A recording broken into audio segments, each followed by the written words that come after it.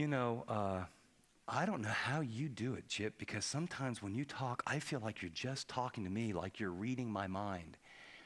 This verse is my preaching verse. Now, this may sound crazy, but any area I've ever struggled with in my life, I make this assumption. So does everybody else. Ha! and then it's like, I'm not, I've told you I'm insecure, just like everybody else in this room.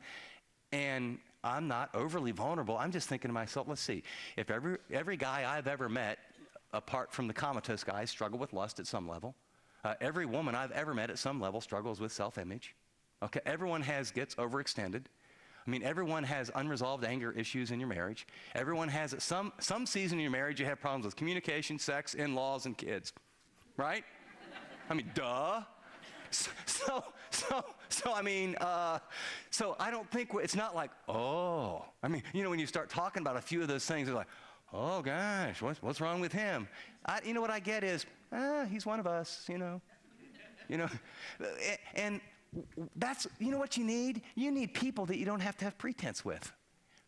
Well, I wrote down a couple things, and I've been in some good men's group and some good brothers, and you need to be able to say to someone, you know what, I know it may not sound very spiritual, especially in our church and our denomination, but I think I'm clinically depressed. And I'm not sure, could you kind of help me know? I haven't kind of gone through when and how and why. Is medication good or not good, and how long, and who did you talk to? And there's people that are clinically depressed, and they don't have anyone to talk to because it's like the unpardonable sin in their little group.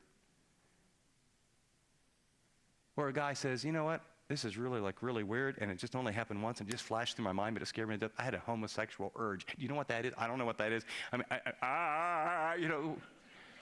mean, Or I was just driving one day, and as I was driving down the road, I was just feeling kind of low, and I just thought, I'm just sick of all the pressure. And I was driving real fast, and there was a curve coming, and I don't know why, it came out of the blue. I just thought to myself, I think I'll go straight. I think I'll just floor it. I got some insurance. I'm not down, I'm not depressed, but I'm just sick of life. And as you're going, these thoughts are going through your mind, and you think, oh, I'd never do that, but just kind of getting closer, and then good, godly, amazing, committed Bible study teachers, leaders, moms, grandparents, men, women, you have some of those thoughts. Well, welcome to the human race. I mean, I remember I was teaching a series on spiritual warfare, and as I was studying that, and there was a lot of that in California, and I remember praying, and I mean, one of the things that God took away early and miraculously, some things I really had to work through, I just remember like 3 weeks after I was a Christian, God just went, thing, and I quit cussing.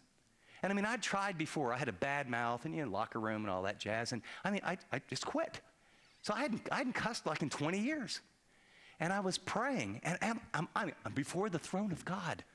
And, hell, damn. I mean, just stuff was going through my mind. It was like, what's happening to me? Gosh, is this like God saying, you're not a very good pastor anymore? And, my initial thought was, I'm going insane. What's happened to me? And then I thought, wait a second, hold it. Temptation is not the same thing as sin. Temptation means there's an opportunity to be lured away in some way, looking at a very attractive woman and going, wow, very attractive is not the same as lusting for her.